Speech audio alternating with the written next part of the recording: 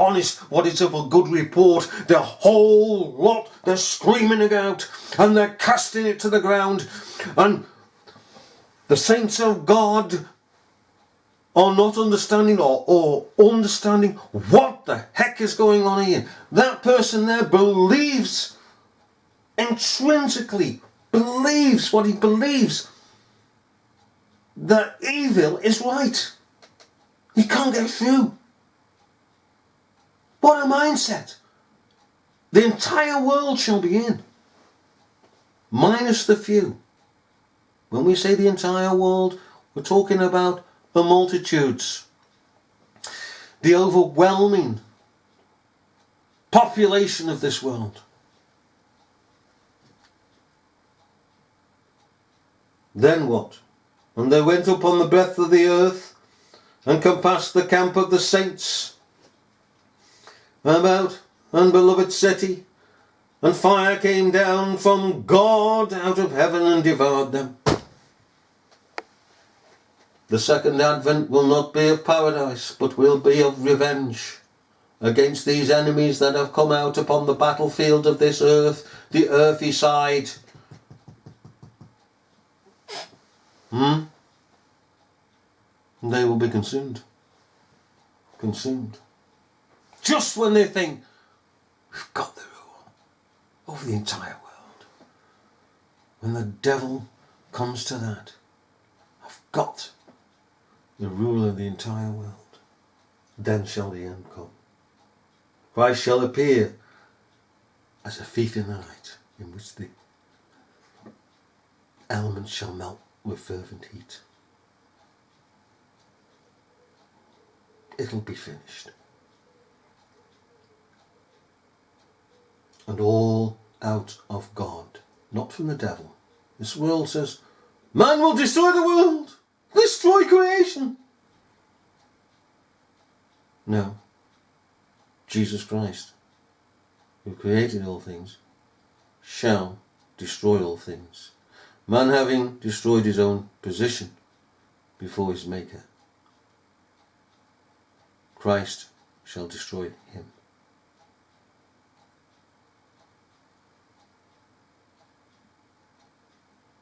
There's no love lost between Christ and the wicked.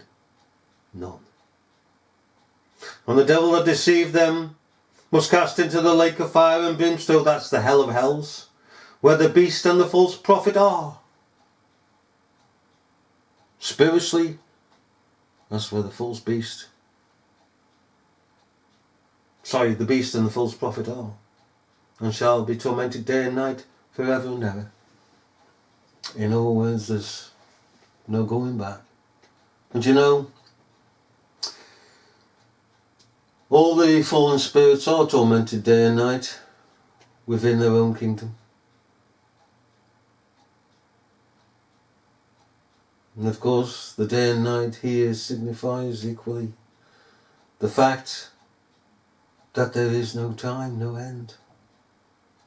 Day and night, day and night, day and night, going on forever and ever. Day and night, day and night. Here in the context is just that. Elsewhere, day and night refers to this world. You see, it's interposed. They are suffering now, the hell of hells. But hereafter, that day and night shall equally be a torment to them, and shall never end. And they'll be on their own, separated, to themselves, to be tormented. It's like the day's begun, and then the night's begun, and the day's begun, and the night's begun.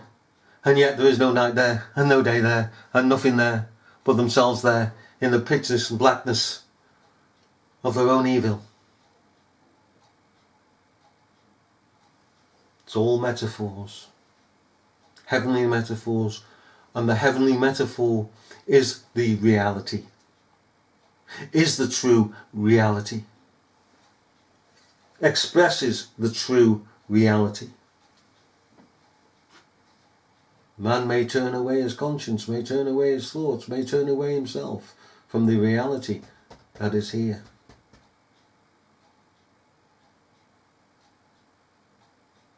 This world is temporary. The next is reality in its fullness. Just like the Jews of old were the ensamples of the true Jews that are above. The city that they owned is a reflection of the city that is above, the true city.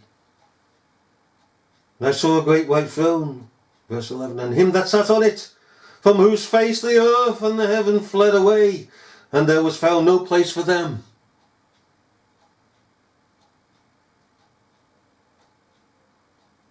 A throne of judgment, everything gone. The galaxies, the heavens, the physical realm, all gone. There's no place. They're not reserved. No place for them. Verse 12, and I saw the dead, small and great, stand before God. Oh yes, small and great. Little individual man down here and woman down here. And your great kings and ministers. Small and great. Small and great stand before God. And the books were opened. And another book was opened. The books were opened towards these. The books of works. And another book was opened. Which is the book of life. One book. And the dead were judged out of those things were written in the books. The dead in trespasses and in sins. And dead towards God. And dead towards anything that is good and righteous and true. Judged out of those things which were written in the books according to their works. And the papist there goes on her hands and knees. Up the stairs, look at my works, aren't I being good? Oh, I'm being punishing myself for God, I'm trying to propitiate God, placate God. It doesn't work, those are works in the book of works. Works cannot placate and propitiate God. God will never be pleased with those things because they belong to the book of works.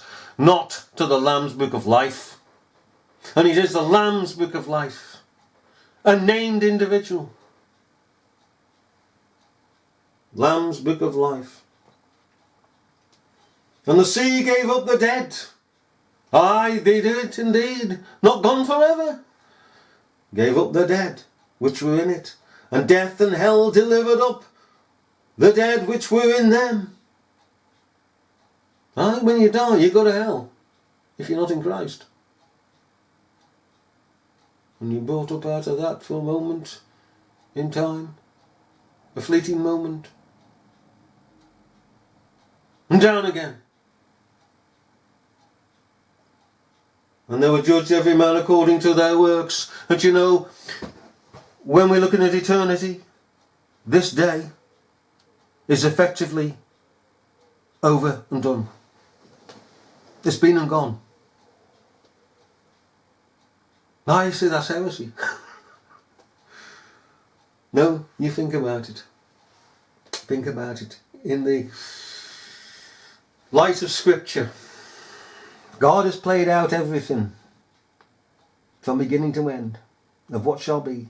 He's seen it all because he's played it out all. He's the great author who has penned the whole lot. He's seen the picture because he's penned the picture. And if we were in eternity, there would be no bounds, because there are no bounds in eternity. There's no limitations in eternity. And we see things as the Scriptures portray them to be, as actually having taken place and yet to take place. Because they are so certain. Here they're cast into the lake of fire in the beginning. And then the books are open and all this. You see where the Scriptures are pointing us? It is finished. It is final. It is sealed. It is settled. It's as good as done. As good as done. And that gives us confidence and a surety that no matter what comes, it is done. Who can be against us if Christ be for us? is another interpretation of it.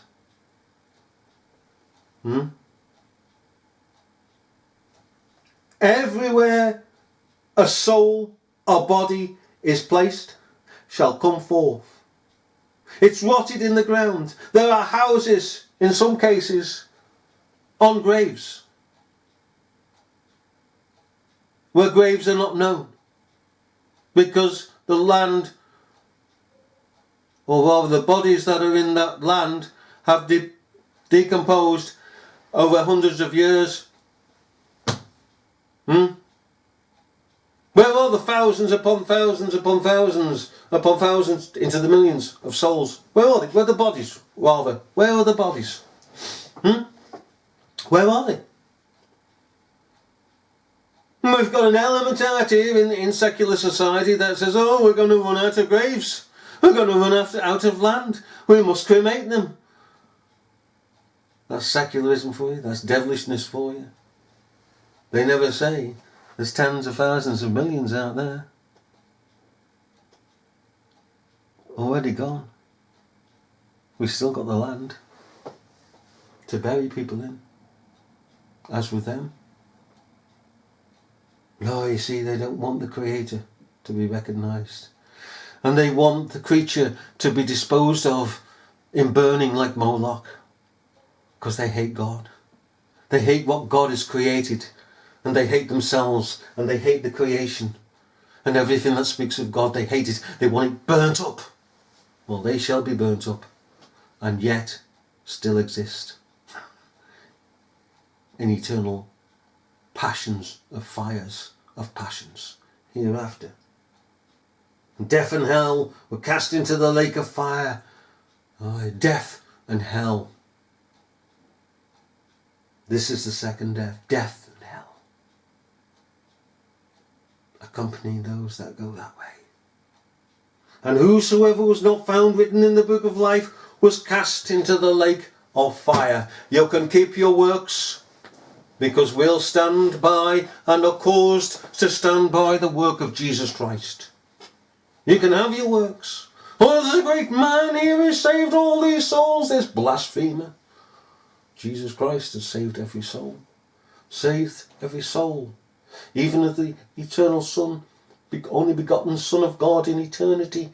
And God himself saved the souls in the first place by placing souls, choosing souls, and writing them up in the Lamb's Book of Life. Safety. Safety in the Lamb's Book of Life. Chosen in him before the foundation of the world. We're chosen. And of course, because God is of too purer eyes than to behold evil, he must see something good to attract himself to us when we were in sins, dead in trespasses and sins. He couldn't hold us. He could not behold us. But he saw Christ. The election in Christ. That's what caught his eye. That's why we're here. As much as he chose us to be here. He put it in place. Did God? He did indeed put it in place. How he himself would come to be drawn to us by putting us in the Lamb's Book of Life. As simple as that. It's marvellous. Marvellous. The Book of Life. If you're not in the Book of Life, it doesn't matter if you wear hair shirts. It doesn't matter if you walk through this world and say, oh, to your fellow man, I'm sorrowful done by. Thinking to yourself that God will have pity upon you. He's a piteous God and he will see your sufferings. Well, your sufferings come from God. Because of your sinfulness. Because of original sin and personal sin. You can't go to God and say, well, I'm not responsible for my original sin. Of course you are. Because you've accepted it by committing personal sin. But of course in that day, all mouths shall be stopped. And the entire world found guilty. In other words, acknowledged to be guilty. It is guilty. It's guilty now. It's always been guilty. Ever since the fall. It's not been justified. It's been guilty. But in that day, there'll be an open declaration before heaven. And the world will admit to it by omission. By not rebutting the guilt. They will own their guilt in the fullness of their guilt. No excuses. All minds opened. And remember, the consciences and minds of all of us are in the hands of God. And there are times that people come and they wish that the rocks, they could hide amongst the rocks and that the mountains would cover them, to hide them from the face of God and of the Lamb. Awful times, dreadful times. As was the case in Jerusalem in AD 70. Where can we hide? Where can we hide? They saw the hand of God. In this secular age, they don't see the hand of God. They don't want to see the hand of God. They deny the hand of God. When countries fall, they deny it's God. Oh, it's the economics of the country. Oh, it's the immigration of the country. It's this of the country, that of the... No, it's not. It's the rod, inflexible rod of Christ, the rod of God laid upon that country, upon that nation, of which he has a controversy with. And the way we're going the way of the final day.